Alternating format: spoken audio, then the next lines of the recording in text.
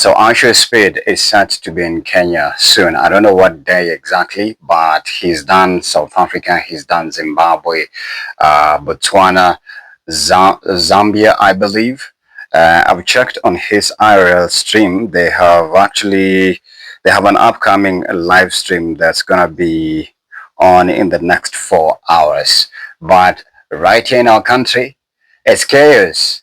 The influencers, the content creators, everybody is fighting to feature in IRL's stunts. But here's the gag. So while he was in South Africa, apparently it turns out that his team is just they are monstrous and just people that you can't be friends with. They're not friendly anymore. So some of the fixers who are on ground, because when you land, if you're a guest, also sometimes even when you're going to do a story, but I want you to listen to how they're actually painting a panoramic picture of what exactly transpired when Ishowspeed team landed on ground and how they're actually choreographing it so that he gets to perform their stunts. This was in a South African podcast. Let's listen to it and then we're gonna finish up. They didn't talk to us. So we late and we arrive and they're like, hey, you have to pay. So we pay. We're like, hey, just get inside and see this thing. So we pay what as we're coming. And you're part of the convoy, you're not supposed to pay. And as we're coming in, right, they're refusing us to come in. So we're talking to the lady, the producer lady, right? She's South African. She knows we still have to work with you, right? And she's in there and she walks past our car. She's like, I don't give a fuck about these guys. Whoa. Yeah. Coming. She said it out loud. Out loud. Then I looked at her. Monday comes to us and says, no, it says go inside.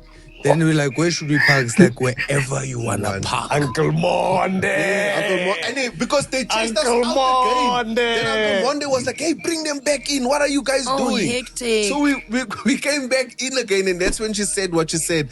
And I looked at her face. I wanted to remember.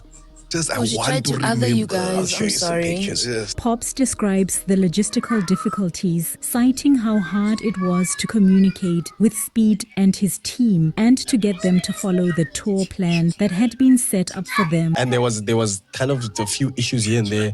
Sometimes Nelly never went with Speed, but we had to because I realized after some time that in order to get this oak to do something, you must plant the seed with him. You must talk about it in the chat. You must speak to one of the security guards. You must speak to one of the Then when he's in, then they set up for the thing. It took us a while to see the patterns and okay, cool, fine. There was a clear pattern of how to communicate with him. Yes, and no one tells you that, right? That's why sometimes people will go, this guy looks like because you're trying to get something in to go, yo, what are we doing next? No, there's no direction. I'm only imagining, okay, cool, and I can also imagine if this is how they did it in South Africa and the South African one is the best.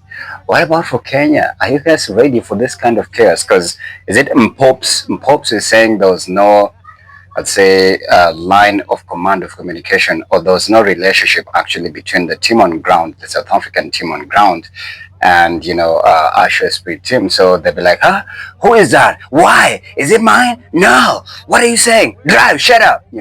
Those were some of the kind of instructions and interactions that came from Ishowspeed team. There's even a place where he says that because most of his camera crew are white people, so he was driving because Mpho was the driver. South Africans have this culture of the BMW, the way they race it and they do all those stunts. So apparently Ishowspeed was taken on one of them, and it's Mpho who was driving. So he was being told, "Shut up, drive! Shut up, drive! Don't talk to us!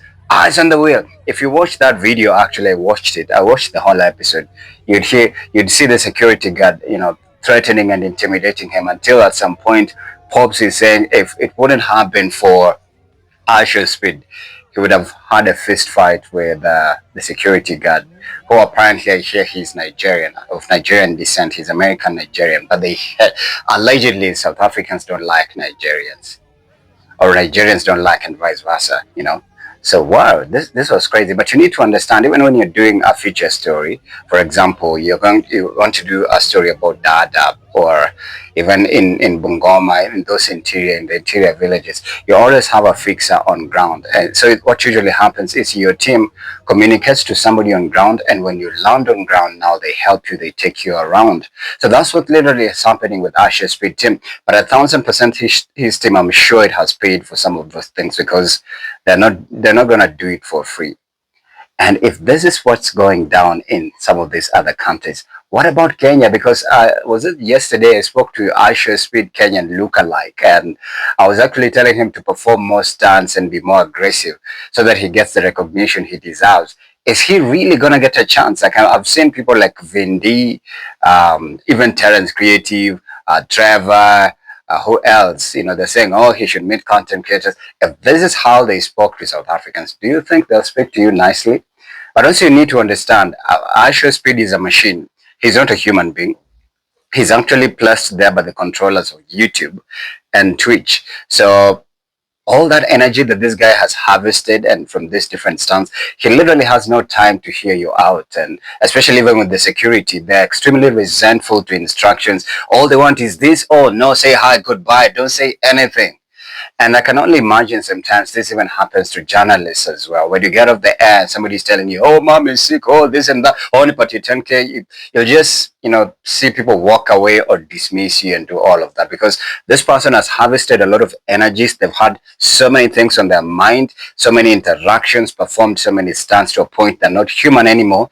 They're a machine. It happens to most journalists as well, on-air personalities a lot, especially those in intense, programs. So, wow. I can't wait for Kenya. I know the stream is going up in the next 3.5 hours. I'll be right here to comment it and watch on it. Are you ready for Ishowspeed in Kenya? Please, are you a content creator? What are you doing? And why are people so extremely invested in being visible on Ishowspeed IRL?